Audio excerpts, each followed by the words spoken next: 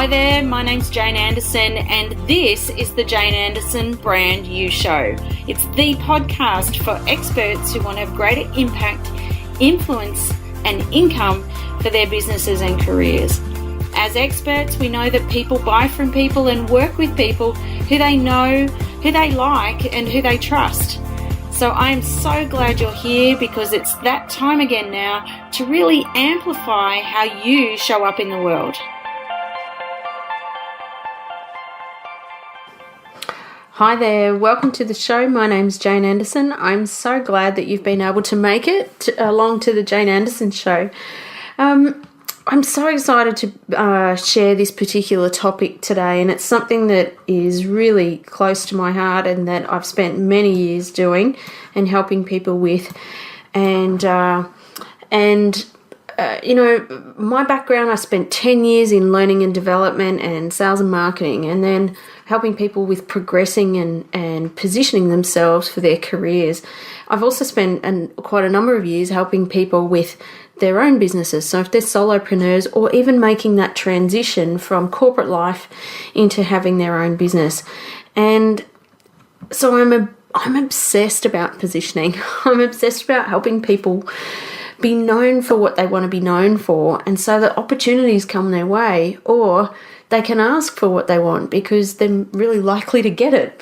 And I say I'm probably a little bit like a can opener some days. I find that, I'm kind of helping people unleash themselves a little bit, but beefing up some of their positioning and their marketing and those types of things, and not saying, look at me and I'm so good, but just making sure that they're perceived in the way that they want to be so that they can achieve their goals and achieve what they want. Most of my time is spent with micropreneurs, solopreneurs. I might work with people within an organisation to progress their career and become senior executives, or I might also work with job seekers. So this topic today, if you're one of those three types of people, this topic today will be really relevant for you. And so, why has this all become so important? Well, it's interesting. I think there are a few things that are happening out in the world. I think if we look at some of the challenges, say if you're a solopreneur, the things that are happening out in the world is that solopreneurs are one of the fastest growing businesses, particularly for mumpreneurs. If you're a mum making the transition because you want more flexible work hours and you still want to earn an income, and you have corporate skills. So definitely mumpreneurs are the fastest growing small business owners, particularly in Australia. We know by 2020, 50% of the workforce are going to be self-employed. So that's huge. That's like India at the moment. So there is going to be this real shift, and we're seeing it already for people going into their own businesses. And so there's a shift of people moving out of corporate life, but also lots of people who have their own businesses who are consultants and working on project work with organisations, because organisations want a lot more flexibility. We're seeing sites like things like Odesk and Elance and Pop Expert and Expert 360, and now that we're in this age of LinkedIn and Facebook, you're the way that you're having to stand out is through your relationships and connection and through your own personal brand. But we're also in this information age, in the superhighway, where the average person's spending 2 hours a day on social media. Everyone has access to information and misinformation, and but the old ways of selling and being able to work with your ideal customer have really changed. Now, if you're an employee and you're trying to progress your career, then what we're dealing with is overwhelm and trying to do more with less. So you constantly get asked to do certain projects or types of work to be responsive in the business, and it's about putting yourself into a position that you're of such value to the organisation that they don't want to lose you. We've seen since the GFC, an extraordinary amount of organisations who have become much leaner, and they're working on more project-based work. So they get people in and out, and they don't keep employees really necessarily for a long time. The other thing too is if you're a job seeker, particularly in Australia, and since GFC, this is the toughest employment market we've ever seen. So the old ways of doing things with applying for jobs, just sending a resume out, or even just waiting for a job to be advertised, means that you're going to be in a pool with 300 odd other applicants, and how are you going to stand out? So as a result, we're seeing, I was just watching TV this week, and it was on, I think it was on A Current Affair, and it was a couple of guys who are in their 50s. One guy's supporting, I think he had 8 kids, and these guys have had, they've been lifers, they've had jobs for life, but they've sustained an injury, and they're in their 50s and they're struggling to stand out. The other ones who are really struggling to stand out are university students, so graduates who have got degrees but not necessarily the experience. So how do I position myself and market myself for that type of job? So tough markets for employees. Organisations are becoming leaner. If you're an internal employee and you're trying to progress your career, you have to be seen as valuable to the business. And if you're a solopreneur, then how do you stand out amongst the crowd? Because there's a lot of people out there who are doing the same thing as you. In fact, I could probably go to India or the Philippines and get someone to do it for, $6 an hour. So how do you get to be putting yourself into a position where you can ask for what you want? And so today's webinar is really about that, because I think the other challenge we really have, particularly in Australia, if you're in the UK, this may apply a bit more to you. I don't see it as much in the US, but here in Australia we have this issue called the tall poppy. It's not cool to stand out. It's not cool to say, look at me, Kimmy, look at me. I'm so good. And I think that's what a lot of people think I do, is that's what I'm going to make you blow your own trumpet. And it's not necessarily the case. But yeah, we do have this thing called the tall poppy, and people will cut you down. I think what I find when I see it the most with clients is where they're too scared to like something on a website, on Facebook or LinkedIn. They don't want to comment on anything. They don't want to put their thoughts out there because they're too scared of, what will people say? What if they don't like what I have to say? And I don't want to be seen as like I'm blowing my own trumpet.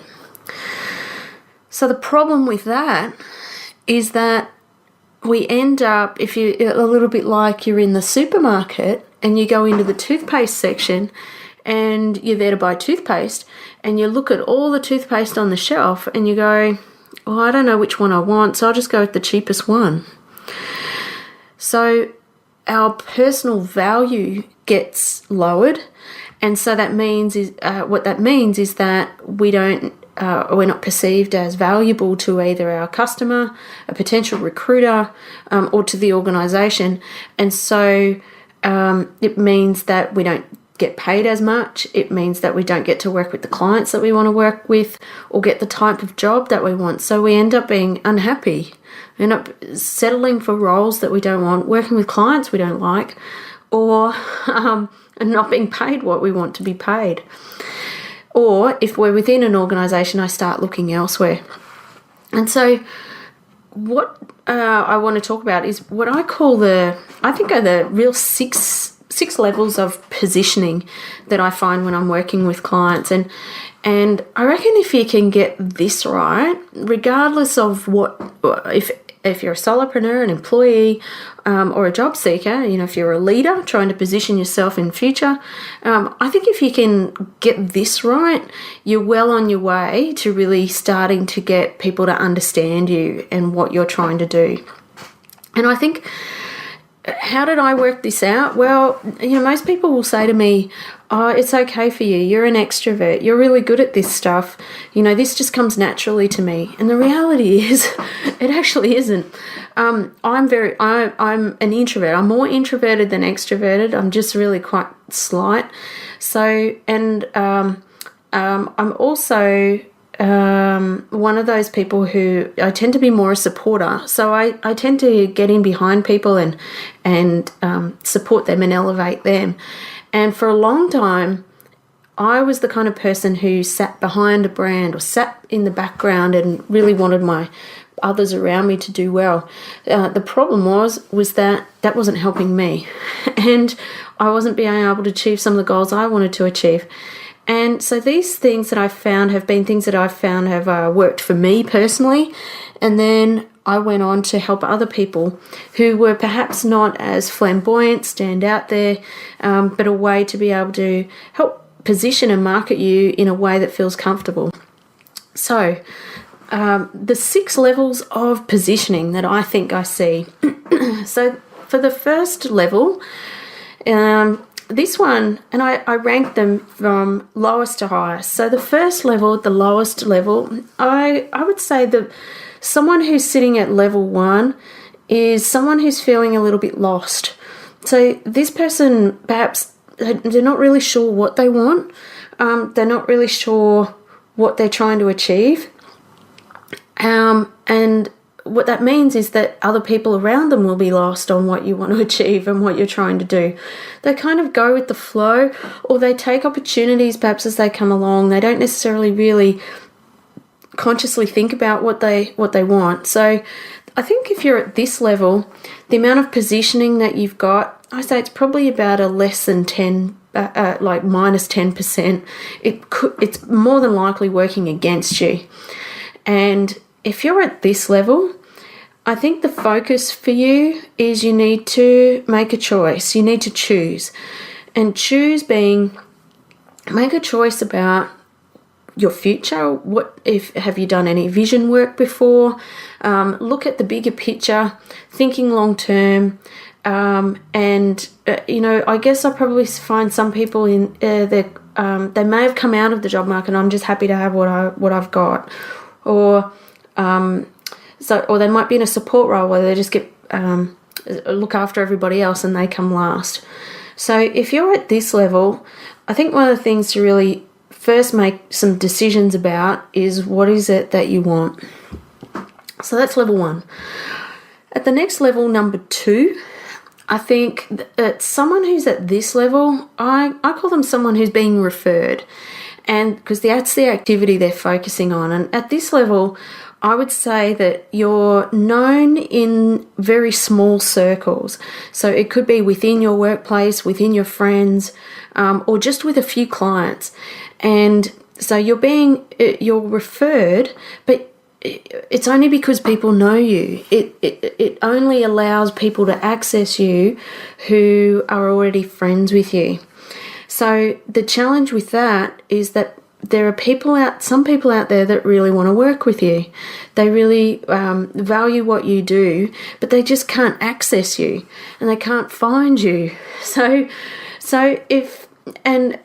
if this is happening for you, I think the percentage of positioning that you've got is probably about minus 5%. Like it's the detriment that it has for you is that it's having impact on your growth. So it means that you'll be quite stagnant. And so that's level 1 and 2. So level 1 was lost. Number 2 is you're referred. And the third level is this one. I think this is someone who's feeling a bit stuck. This is someone who I've got clients coming to me. I'm accessible. I've got, I might be stuck at a price point on this one, or I might be stuck in my job. I feel like I don't have a lot of choice. I have to stay here. Or I'm feeling stuck as in I'm not getting recruiters and hiring managers to really take me seriously. They perceive me a certain way. So for example, I had a client this week who was a sales engineer, and some of the things that he was stuck with was because a recruiters, or this particular or the recruiters he'd been dealing with, already had their own perception of a sales engineer as opposed to who he actually was.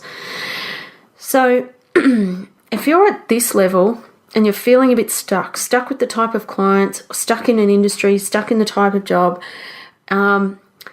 if you're at this level, you really need to think about your future. Think about what is it that if you woke up tomorrow and had the ideal client, what would they look like? Or you had the ideal job, what would be happening? What would your office look like? Would you even have an office? Would you be in the car? Would you be driving? Would you be on planes and hotels? And what would that future look like? And so I think the percentage of positioning that's possible, I think I kind of call this one's kind of flatline. When you're stuck, you're not going backwards, but you're not going forwards. You're just flatlined. So I think at those three levels 1, 2, and 3, I think what's happening for you, if you're feeling here, you'll be feeling like you're repelling the ideal person you want to work with and your ideal client. They're not attracted to you, you're actually pushing them away. And maybe you're trying to get meetings with clients or those types of things, and they're just ignoring you it's because one of these is happening. They're not attracted to you like a magnet. You're actually pushing them away, and you may not even realize that's what you're doing. So then I think that I call that sort of all below the line levels. Then I've kind of got a group, which is the next three, that I'd say are the above the line levels. And I think at level number 4, I think this, for someone who's operating at this level, I think the activity we see them working on is, I say they're a little bit random. They're getting, every now and then, they're getting hits here and there of the type of things that they want to be working on. But it's not necessarily consistent. So they go, oh, I got this the other day, finally, there was one. So we go, great. Okay, how many of those are you getting? And you go, oh, this is the first time, or I've been waiting for so long to get something like that. So but they've still got a bit of a mix of some of the old or the people that they don't want to be working with. So for someone if you're feeling like at level 4 where you're getting kind of random requests and when I say random requests, as in you can do certain things, you're being asked to do something and you can do it, but you're going, oh, but that's not really what I want to, I don't really want to run those types of programs or do that type of job. I really want to do this type of job. So the focus at this point, if you're on that, if that's happening for you, the focus for you at this point is alignment. And this is to be able to get alignment and consistency with your marketing and your positioning. So that's as in Facebook profiles, LinkedIn profiles. If you're a job seeker, it's your resume. If it's your business owner, it's your website. It's your posting. It's all those things. And if you've got that starting to happen, then I think your positioning's probably around 30% of what's possible. So that's level 4. So we've come from level 1 is lost. Number 2 is you're feeling referred. Number 3 is stuck. Number 4 is random. You're getting random stuff. We've got 2 to go. So number 5, I think someone who's operating at level 5 is someone who is quite focused. They're pretty clear about what they want and what they're trying to do. They're thinking about the type of clients that they want, the website, LinkedIn profiles, all those things are starting to come together. The problem that could be happening at this level, they're so focused. Sometimes they can focus on, there could be some elements that come in of their past. So let's say, for example, it could be they've got experience in something. So they'll go, oh, I'll put this in because I know how to do this. What they need to really think about. So if you're a graphic designer, and you've got a lot of experience in, PowerPoint designs or something like that, and you go, I know how to do that easily. Or it could be if you're a career counsellor and maybe you know how to do resume writing, and it's kind of but you've decided that no, I think I'll keep away from resume writing and I'm going to focus on just career counselling, or I'm just going to focus on interview skills coaching. So the focus for you at this level is you need to start thinking really strategically. So, and this means that